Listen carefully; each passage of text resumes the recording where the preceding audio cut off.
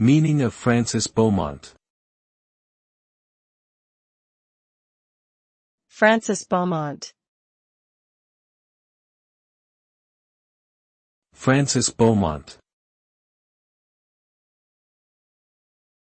Francis Beaumont. Francis Beaumont.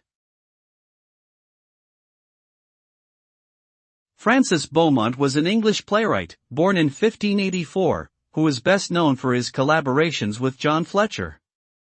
Together, they wrote some of the most popular plays of the Jacobean era, including The Maid's Tragedy and Philaster.